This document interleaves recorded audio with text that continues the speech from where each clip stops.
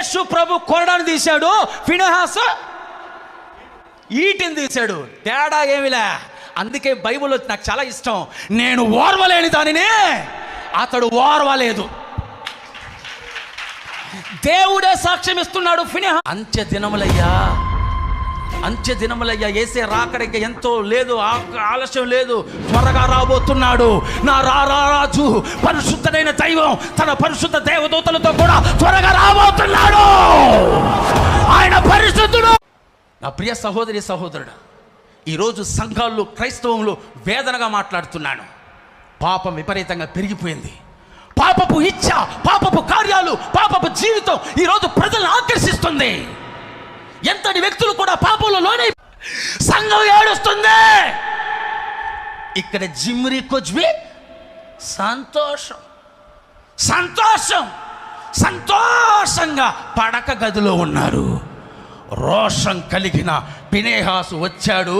మీకు దేవుడు ఏందైతే చేయమన్నాడు దాన్ని చేయండి. ఆమేన్. మీకు దేవుడిచ్చిన దాన్ని చేయండి.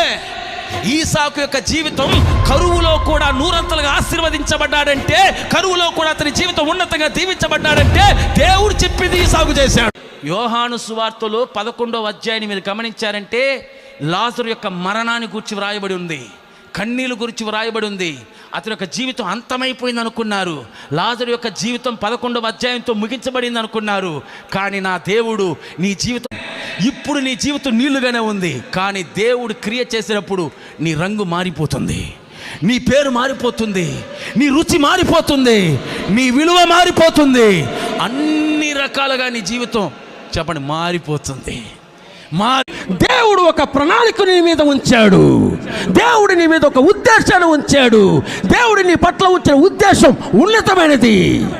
సదాకాలం ఇశ్రాయేలు ప్రజలను రాజ్యమేలడానికి రాజుగా నిన్ను ఎన్నుకుని నిన్ను అభిషేకించి ఆ కల్వరి ప్రేమ నన్ను ఆదరించని, ఆ సిలువ ప్రేమ నన్ను ధైర్యపరచని, ఆ కల్వరి ప్రేమ నన్ను ఈ లోక స్నేహము నన్ను చేయి విడిచని, నా బంధు ప్రేమలో నన్ను గాయపరచని, ఈ లోక స్నేహము నన్ను చేయి వెల్స్ దేశం, ఆ దేశం ఎలా మారిపోయిందో తెలుసా?